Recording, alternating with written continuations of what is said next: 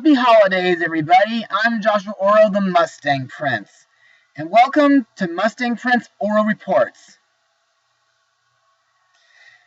Well, folks, my lights are on my wall, and my stocking is right behind me, which means Christmas time is coming. So for this month, I'll be vlogging 4 different Christmas films.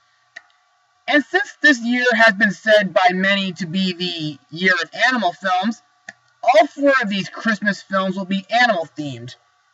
So, to start things off this month, I'll be looking into a movie that isn't technically a Christmas movie, but it is something that many folks like to watch around the holidays. So let's begin. Released on December 22nd, 1995, the movie is Balto. So, on with the blog. During the winter of 1925, a deadly diphtheria epidemic strikes the remote town of Nome, Alaska. With the life-saving medicine located hundreds of miles away, the residents decide to send out a sled dog team.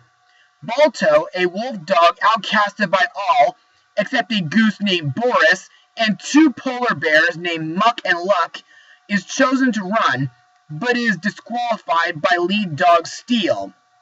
When the other dogs get lost in the snow, Balto risks his life to rescue them and deliver the medicine. So, what are my thoughts on this movie? Well, I gotta say that this movie is a childhood favorite of mine, and one of my favorite films to watch during the holiday season. And I'm grateful that my grandmother took me to see it in theaters when I was little. But, in order to explain more info on why I love this movie, let's move on to Mustang notes. The film was directed by Simon Wells, who directed such childhood classics like We're Back, An American Tail 2, The Prince of Egypt, and Mars Needs Moms. The film was produced by Emblem Entertainment and distributed by Universal Studios. This film is loosely based on a true story about a dog who helped save children from the diphtheria epidemic in the 1925 serum run to Nome. The live-action portions of the film were shot at Central Park in New York City, where I visited recently during summer 2016. The film was the final animated feature produced by Steven Spielberg's Amblemation Animation Studio. Spielberg, Kathleen Kennedy, and Bonnie Radford acted as executive producers on the movie. Now, this film has several historical differences. For example, the movie portrays Balto as a gray wolf dog. However, in real life, Balto was a purebred Siberian husky and was black and white in color. Balto's colors changed to brown due to light exposure, whilst on display in the Cleveland Museum of Natural History. You know, I think the makers of the film chose to change Balto's fur color in order to make him different from the other prominent sled dog of the movie, Steel, who also had a black and white coat. The sled run to retrieve the medicine was a relay. Instead of being the leader of the first team, Balto was the leader of the last team to carry the medicine to Nome. The longest and most hazardous distance was traveled by the team led by Togo. The medicine was never driven by the dogs alone, and none of the mushers were incapacitated.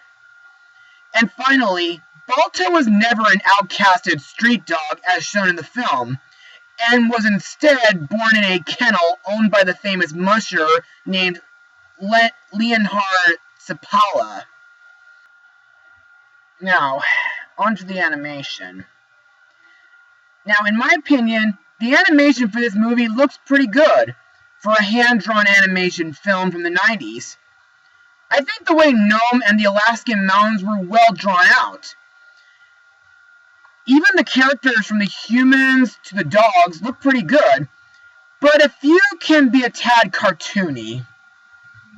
However, there are some parts that can tug at my heart, like the sick children, nostalgic moments like a sled dog making an E.T. reference, and intense scenes like the blizzards, an avalanche, an icicle cave-in, including a grizzly bear battle. However, there are some scenes that I don't really like in this, like when Balto is teased by a few of the other dogs in the film. Even the humans don't like him just because he's part wolf. And secondly, how would they even know his name or even know that he was part wolf anyway? Oh well, it doesn't really matter. The music for this movie was done by the legendary James Horner, who's composed for films like Titanic, The Land Before Time, An American Tail, How the Grinch Stole Christmas, and, of course, Avatar. And it's sad that he passed away last year. He will certainly be missed, but let's move on.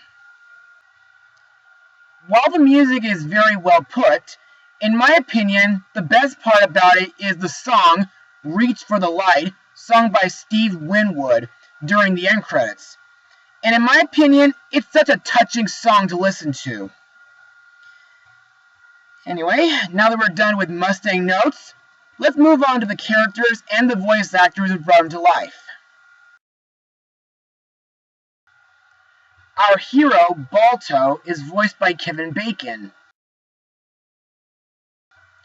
best known for playing Ren McCormick in the 1984 Footloose movie. In my opinion, Balto is a very relatable character. Even though most of the humans and dogs despise him for being part wolf, I like that Balto proved that he could be a hero by braving the wintry wilderness to find the team and get the medicine back to Nome.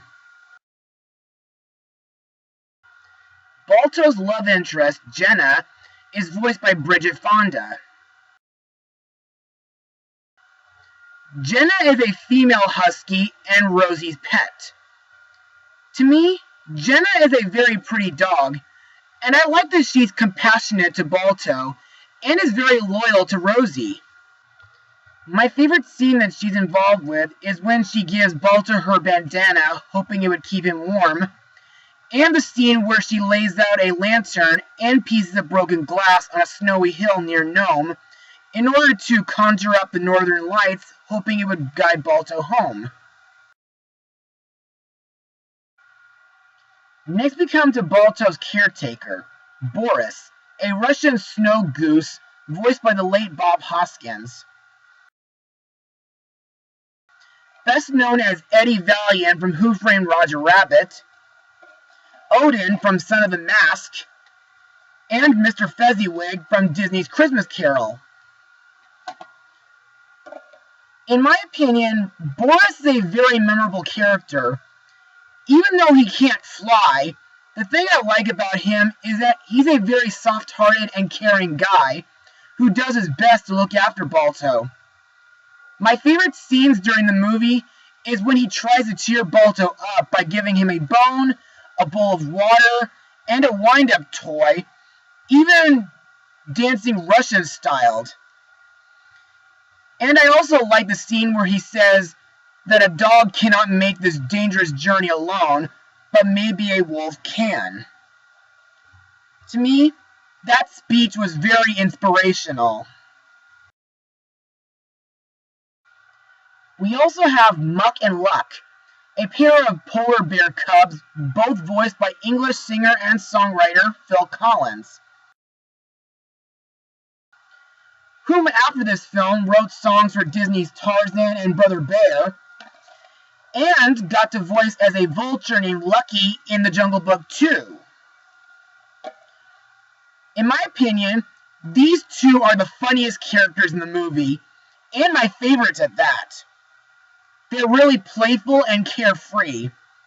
Even though they can annoy Boris at times, My favorite scene is when they face their fear of water by diving into a frozen lake to save Balto after an intense battle with a grizzly bear. Next, we have our main antagonist, Steel, voiced by veteran voice actor Jim Cummings. He's a lead dog who takes pride in his popularity amongst both the village humans and the dogs, often showing off in front of his admirers. He is incredibly arrogant, often swaggering up to females in the hopes of impressing them with nothing but his looks and reputation. However, in my opinion, he's a real asshole for cheating during the races, picking on Balto and his friends, and flirting with Jenna. He even framed Balto for stealing sausages and lies to Jenna and the other Nome dogs that Balto and the rest of the team died in a blizzard.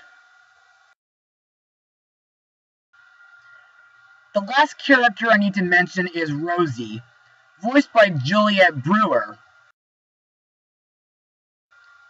whom folks might know from the Little Rascals movie. But in live action, she's played by Miriam Margolyes, aka Professor Sprout from the Harry Potter franchise. Rosie is Jenna's owner and a kind, excitable girl who is the only human in Nome who is kind to Balto. She's one of the children who falls ill from diphtheria, but Balto saves her and the other children by bringing the medicine back to Nome. My favorite scene is when Rosie hugs Balto after she recovers. It almost reminds me of the time when my job coach Tara got to hug a wolf at the wolf sanctuary. In the live action sequences, she tells her story to her granddaughter while they're in Central Park looking for Balto's memorial, which I kind of feel bad not being able to find, but that's beside the point. Anyway, the rest of the cast includes Jack Angel, Danny Mann, Robbie Rist, and Sandra Dickinson. And now, let's move on to my final words. Overall, Balto is a wonder of an animated film. While there are several historical changes, and some parts can be mean-spirited, it still is a great film to watch for the holiday season. The animation is decent and well drawn out. The characters from Balto and Jenna are wonderful. Boris, Muck, and Luck are hilarious. And the music by James Horner is simply wonderful. If you folks haven't seen this film yet, then I highly recommend you check it out. It'll make you laugh, scream, even cry. And I'm sure your kids will love it too. I give this film a rating of 89% out of 100. So, you may be asking, will I blow Balto's sequels, Wolf Quest and Wings of Change? No. For 3 reasons. 1, I don't own them. 2, they don't hold a candle to this movie. And 3, every other blogger online has already reviewed them, and, well, they've pretty much said everything better than I could. Anyway, be sure to join me again for my next blog. I'm sorry that this wasn't the Christmas blog you were expecting me to start with, but I promise that the next 3 will be more festive. Mustang Power.